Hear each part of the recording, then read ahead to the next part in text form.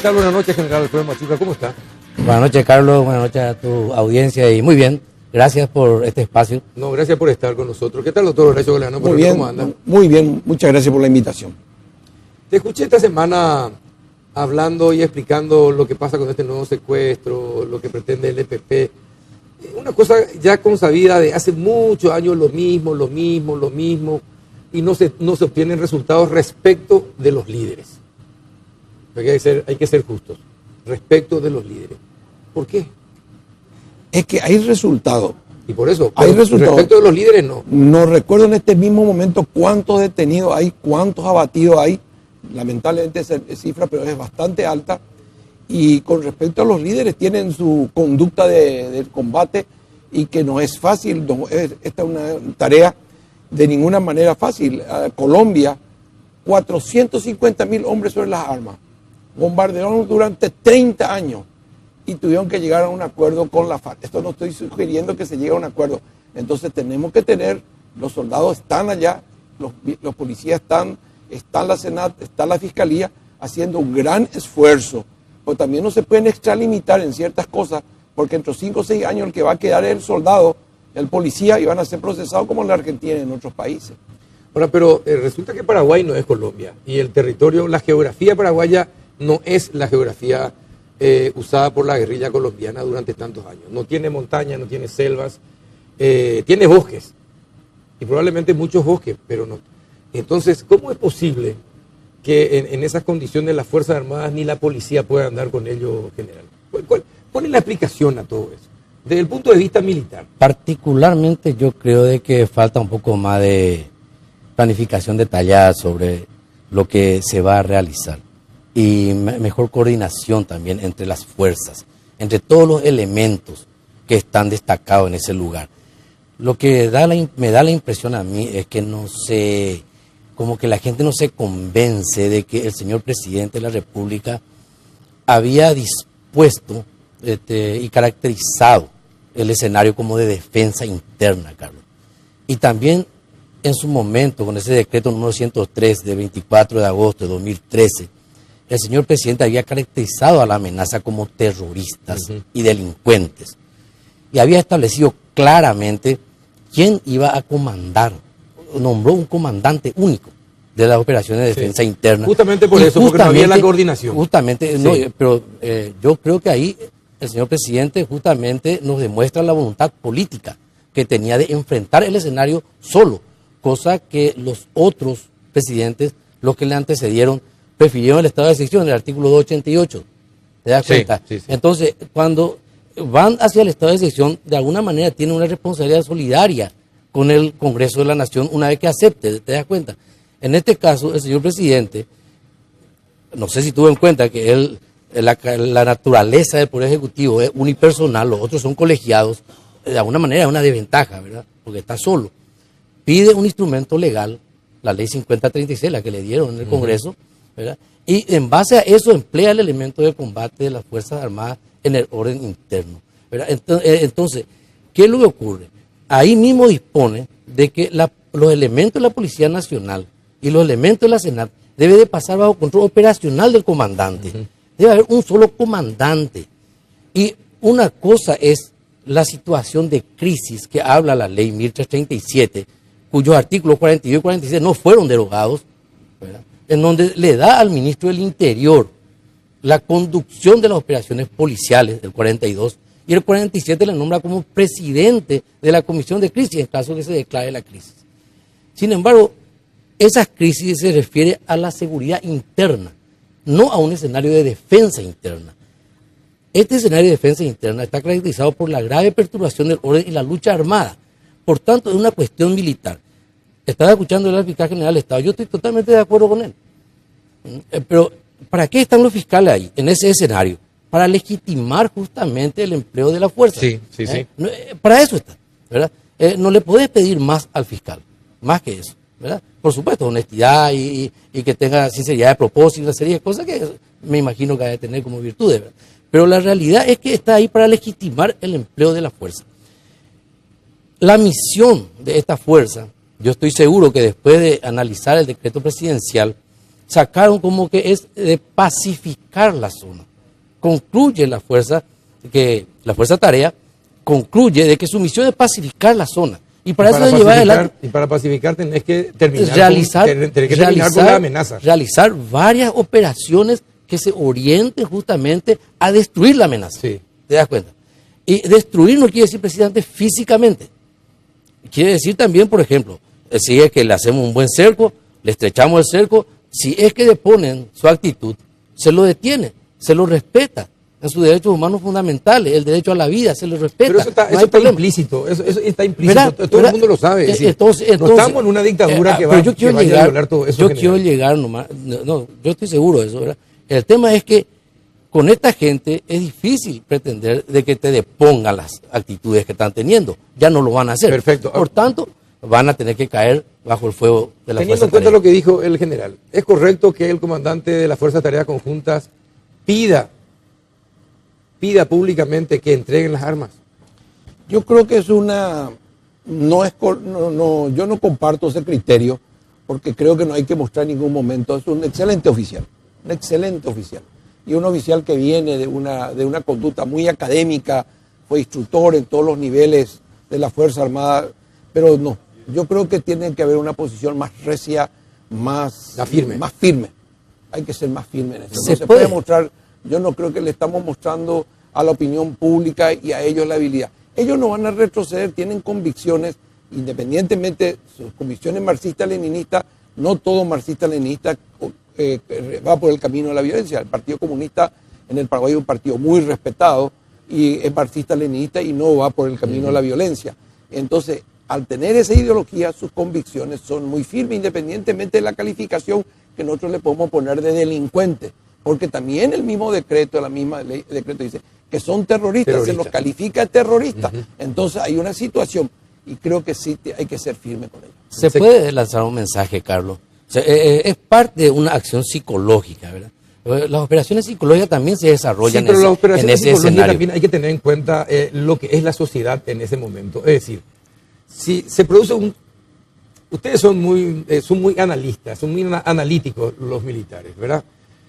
Pero si usted tiene en un momento determinado una sociedad que nuevamente convulsiona porque hay un nuevo caso de secuestro y que afecta a un chico de 17 años y por el mismo grupo que hace 20 años está operando y en lo que no se puede encontrar, no puede salir a decir que pide encarecidamente que entreguen las armas. Que no van a hacer. A eso quiero que llegar. no van a hacer, ¿verdad? Es decir, no midió el tiempo y el momento estratégico para hacer el discurso. No, a eso quiero llegar, Carlos.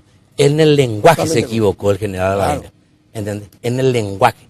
Porque uno puede asumir el escenario, no hay problema, como comandante en este caso de la Fuerza Tarea, y puede, entre otras cosas, puede lanzarle un mensaje a la amenaza, justamente porque los militares tampoco no nos desinhibimos de lo que es la parte humana, ¿verdad? Y para evitar de repente el derramamiento de sangre, se le puede lanzar un mensaje, pero debe ser firme, con un lenguaje militar, con un lenguaje que realmente disuada de que si no lo hacen, estarían siendo enterrados. Ahora, así es simple. Le pregunto a ustedes dos que saben de esto, y mucho.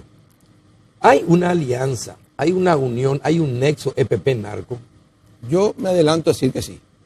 Yo te digo particularmente que, sinceramente, digo, discúlpame la franqueza, y te digo un poco hasta groseramente, a mí no me interesa eso, sinceramente te digo. ¿Sabe por qué? Porque el origen de la Fuerza Tarea, ¿qué es lo que dio motivo para que se cree la Fuerza Tarea, Carlos? Fue la aparición de estos sediciosos. Entonces el objetivo es destruirle a estos sediciosos. El resto de los elementos para mí son solamente distractores. No, al contrario. Mire, disculpame que termine. Yo quiero terminar nomás, nomás esta parte. ¿Cuál es la misión del elemento de combate de la Fuerza Armada en su empleo en el orden interno? Y a destruir ese elemento sedicioso. No importa que esté con narcotraficantes, con el rollo traficante, con narcopolíticos, no importa eso. Hay que destruir esa amenaza, la que caracterizó al señor presidente como terrorista, ¿entendés? Como delincuentes comunes. A ese elemento hay que destruir. En este escenario, el objetivo es el hombre, es el guerrillero, es el terrorista, ¿te das cuenta? Entonces, yo me voy como Fuerza Armada lo que hizo, lo que ameritó a que yo sea empleado en orden interno es la aparición de estos elementos sediciosos. Se levantan contra el Estado de Derecho, desconocen la Constitución Nacional, te das cuenta, e instalan en el territorio que está confiado a las Fuerzas Armadas, en parte del territorio, instalan una nueva Constitución basada en panfletos, incluso instalan la pena de muerte. Imagínate un poco, eso implica que las Fuerzas Armadas lo que tienen que hacer es destruir ese elemento, comunicarle al señor presidente y revierte. Y nuevamente, todas las instituciones, conforme al Estado de Derecho en que vivimos, ahora, se hace cargo nuevamente del escenario. ¿Sabe por qué le digo? ¿Sabe por qué le digo? ¿Y por qué pregunto el nexo? Porque los narcos son los que manejan la plata. Sí. La provisión de armamentos. Y la provisión de armamentos y también son los que instalan a parlamentarios en el Parlamento de la Nación. Categórico. Categórico. Es así, ¿verdad? Pero muerto el pueblo, muerto la radio. Y no solamente... Ahí quiere decir eso porque ahí sí es peligroso. Exactamente. Ahí es peligroso decir eso. Pero tienen conexión. Pueden sobrevivir sin esos recursos. Exactamente. No y sin ese apoyo político. Sin ese apoyo político. Pero la guerrilla sobrevive por la población. Como decía Mao, para la guerrilla, la población como el agua para el pez. A la población lo que hay que tratar de sacarle ese apoyo a la población. Eso es lo que hay que hacer. Hay que hacer de que estos elementos como que no salen de un polígono de aproximadamente 30.000 hectáreas. Sí. De ese polígono no están saliendo, ¿verdad? Entonces, tratar de aislarle totalmente, interditar totalmente el apoyo que puedan recibir de afuera, totalmente, no importa que sea político, que sea narco, que sea lo que sea, se le interdicta, se le niega, Carlos, se le niega simplemente. ¿Verdad? Entonces, a partir de ahí, se le va estrechando hasta destruirlo. Pero general, en la teoría vos tenés razón. Yo me saco el sombrero y te doy la razón, pero todos los comandantes, lo primero que dicen es que el territorio es muy vasto, es muy grande y no tienen los suficientes hombres y maquinaria y equipamiento. Es decir, ayer lo dijo el nuevo comandante de la Fuerza de Tareas Conjuntas. Lo dijeron todos. Es decir, usted tiene razón en la letra, en la hoja. En el territorio, ellos dicen otra cosa. Por eso te dije, Carlos, en una oportunidad acá, justamente aquí te dije en una oportunidad, que yo sugería otro curso de acción, emplear la estructura de las Fuerzas Armadas. ¿Te acordás que había que derogar este decreto e implementar otro? ¿Es posible eso, doctor? Sí, estamos todos en las reuniones que tenemos acá con el general y otro grupo que estudiamos el tema. Yo creo que el camino que sugiere el general es prudente. Yo creo que tiene que quedarse la tercera división de caballería en Tacuatí como una institución permanente. Por ejemplo. Permanente, porque esto no va a durar poco tiempo. Entonces, transferir esa tercera edición que está en Curuguatú inmediatamente por rediseñar. Esto es muy costoso. No, es costoso y no tiene resultados. Y peligroso. Es decir, no tiene resultados deseados para toda la sociedad. Sí. Es que hay que liberarle al señor presidente de la conducción de estas operaciones. El señor presidente no tiene demasiado tiempo para esto. Honestamente hablando, yo digo dentro de mi ignorancia, ¿verdad? En el sentido de que comprendo que tiene muchas ocupaciones, ¿verdad? A lo mejor quiere darle más tiempo, pero no puede tampoco, porque tiene que cumplir una serie de obligaciones que le da el artículo 238. Tiene 16 numerales, Carlos. El número 9 nomás es el comandante en jefe. Imagínate la cantidad de ocupaciones y le asesoraron mal en aquel... Y de la responsabilidad. Y de la responsabilidad. Y le asesoraron tan mal en aquella oportunidad, tan mal le asesoraron realmente, de que al bajar de la prelación, baja a la ley 5036, que amplia y modifica el artículo 2, 3 y 56 de la ley 1337, y el 56 le da la conducción de las operaciones militares y policiales al señor presidente. No puede ser por eso, Carlos. No puede ser. Por eso yo digo que se debería derogar estudiar bien, ¿verdad? Y derogar este decreto, tener ya totalmente preparado otro, pero que le dé mayor blindaje, mayor protección al señor presidente, en el sentido de que, por ejemplo, haga mención, el artículo 173, porque es el territorio que está amenazado, es parte del territorio, está confiado a las Fuerzas Armadas, y está en el artículo 173, está eso.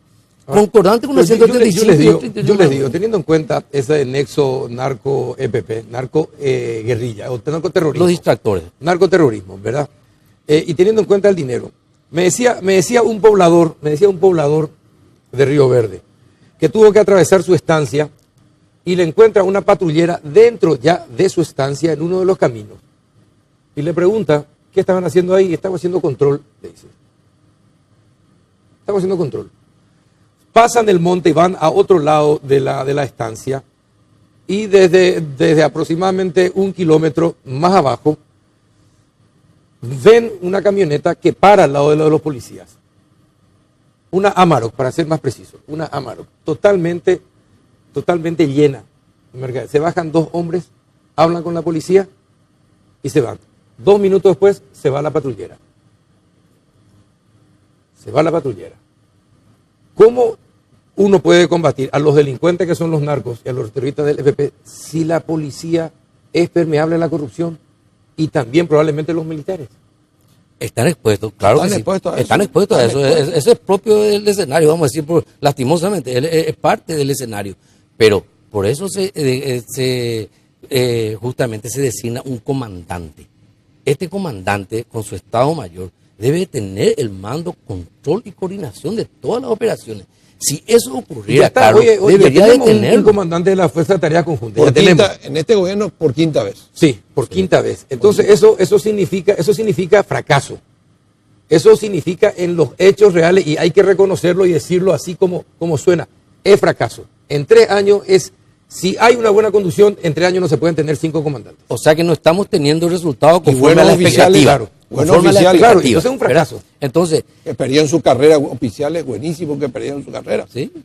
Pero coincido no en esa visión. Antes de estos 5, también hay oficiales que han perdido su carrera. Exacto. Por esa Coincidimos, situación. Carlos, ¿por qué? Porque justamente estos pseudos líderes todavía no han sido detenidos o no han sido destruidos. Por eso nomás, Pero Carlos. ¿qué Yo te nos puedo falta? asegurar. Usted dice que son buenos, excelentes, pero ¿y por qué fracasan en el terreno? Y porque el terreno también no es solamente militar, el terreno político, es social y tiene otros componentes. Este problema no es solamente un problema militar, es un problema político, es un problema social. Si nosotros decimos que hay 30 del EPP, para ser así un poco claro, de acuerdo a los cálculos, tiene que haber 300 el brazo político y brazo logístico. Sí.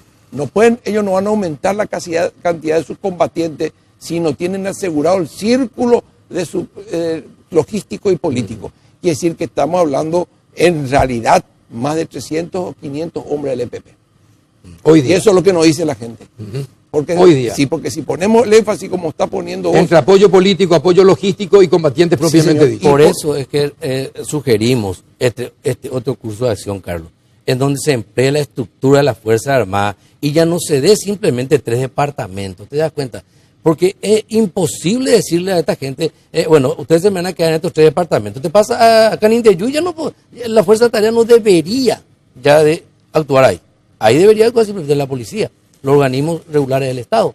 ¿Te das cuenta? ¿Por qué? Porque el alcance de este decreto establece claramente 3 departamentos: Concepción, Amambay y San Pedro.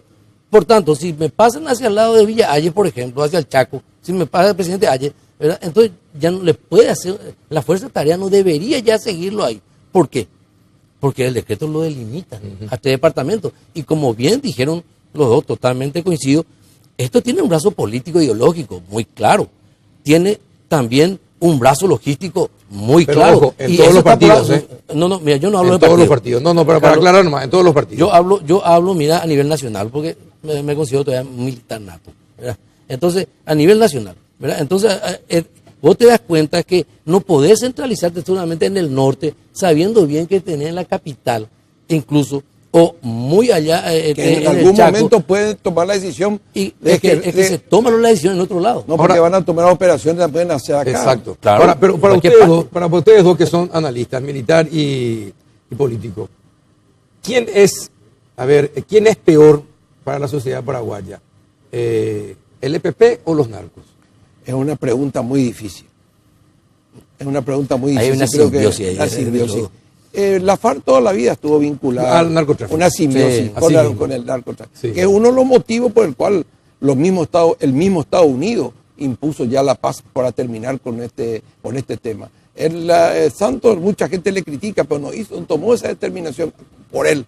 También tuvo la sugerencia de la Unión Europea y también tuvo la sugerencia del Departamento de Estado para terminar con la FARC. Bueno, entonces es una simbiosis, entonces es más peligroso todavía. Claro, pero es mucho más peligroso. Claro, porque se juntan los delitos transnacionales con estos terroristas sediciosos y, por supuesto, entre ellos no hay ningún tipo de miramiento hacia el ser humano. Es mentira eso de que ellos trabajan para los pobres, por los pobres. Eso es mentira, es una hipocresía grande. Ellos solamente trabajan para tratar de aguantar hasta donde puedan la defensa de sus intereses. Y si el narcotráfico se mete ahí, y se mete el rollo tráfico, y se mete todo tipo de mafia, con estos delincuentes, si el crimen que no organizado tienen está ahí, respeto, sí, tiene su que no tienen respeto por la asentamiento. vida, no tienen respeto por Y la vida, han también perdido. hay que reconocer algo que no se dice en esta conversación. Dijimos, está el primer comando capital y está el comando Vermelho. Y el primer comando capital está luchando con Vermelho a ver quién es el que tiene el Más territorio, quién se queda con los quién queda territorios. más territorio. Y para el efecto necesitan de estos elementos, entre ellos del EPP. Es un tema profundo, Carlos, que tenés muy buena intuición, pero también nosotros estamos perdiendo, porque así como encarás el tema, no se quiere encarar, porque mañana a las 7 de mañana va a tener un llamado de algún lugar y yo voy a tener otro llamado y él vamos a tener todo llamado y nos van a hacer llegar mensajes y no sabes dónde vienen los mensajes. La realidad es, Así Carlos, es, cuando se toma yo bien creo- en serio, enseguida te paran ellos y no sabes quién te para. Paran en el sentido, te mandan mensajes, te mandan, de alguna forma hacen llegar el mensaje que no se avance sobre este tema. Entonces la gente tiene miedo. Y bueno, en el caso Mire, tuyo bueno, y yo, pero no, ahí- Mire, porque la está. información, nosotros que somos chismosos y tenemos manejamos mucha por la forma de información. la prensa. Por ejemplo, me dicen, el asesinato de los policías que le pusieron la bomba y le mataron tan cruelmente, no fue obra del EPP. Pusieron el panfleto del EPP, pero supuestamente, porque son informaciones que hay que confirmar, supuestamente, por eso aclaro, supuestamente es un mensaje de los narcos a los policías que quieren propasarse con el pago de lo que tienen que recibir para permitir el paso de los camiones con drogas. Está cerca la verdad.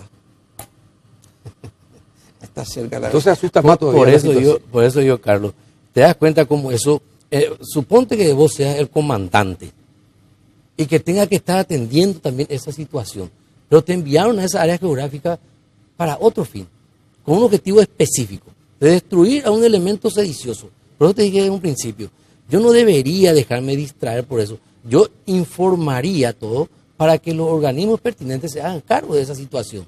Pero yo no voy a desviarme de mi objetivo, Carlos. No me voy a olvidar, no me voy a desviar de eso hasta que lo El cumpla. presidente es bien asesorado. No, No, no. no es bien asesorado. No. Doctor.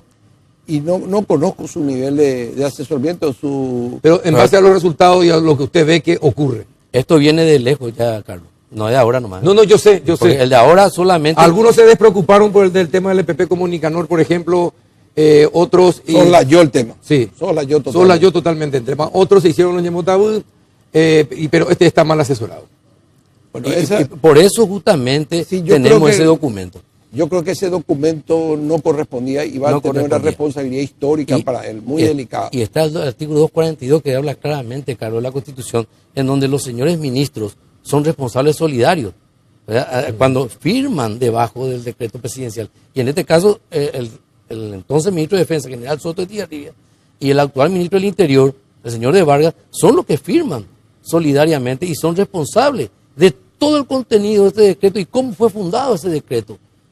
Y realmente es triste ver así, profesionalmente hablando. Mira, te puedo asegurar, Carlos, y te voy a sostener eso en cualquier mesa, de que fue pésimo el asesoramiento que tuvo el señor presidente. Bueno, si nos remitimos al resultado, ustedes tienen razón. Finalmente, y tienen 30 segundos cada uno, finalmente, ¿qué es lo que podríamos hacer? Yo sugiero que también acompañe un delegado, un comisionado político que coordine el esfuerzo con los intendentes, con los gobernadores y con la fuerza viva que tenga, que este combate tenga también un componente Social, político y social más que el componente militar. Yo creo que lo militar hay que agregar a ese componente, que esa tiene que ser la sugerencia al gobierno nacional, de que tenga un componente también que vaya, porque no solamente con la ayuda social, con la ayuda económica. 30 segundos, así que... ¿Sí? General, finalmente, 30 segundos. Estoy de acuerdo, pero yo creo que hay que cambiar ese decreto, yo creo que hay que derogar e implementar otro decreto en donde le permita al señor presidente de la República y comandante en jefe emplear la estructura militar. Porque mientras no se elimina la amenaza, todo lo que nosotros podamos decir va a ser muy difícil, muy difícil, porque la gente tiene miedo, y otros sí que se van y se acoplan a ellos también porque de alguna manera están de acuerdo con su ideología. Pero la gente tiene miedo. Nadie quiere irse a un lugar en donde saben que la vida prácticamente no vale nada. General, muchísimas gracias por compartir el espacio. Doctor, muchas gracias por venir al péndulo. Gracias a vos, Carlos. Vamos a una breve pausa. A la vuelta estamos con el ministro de Hacienda y con don Hugo Rafael Cáceres Agüero. Santiago Peña y Hugo Rafael Cáceres Agüero. Ya volvemos.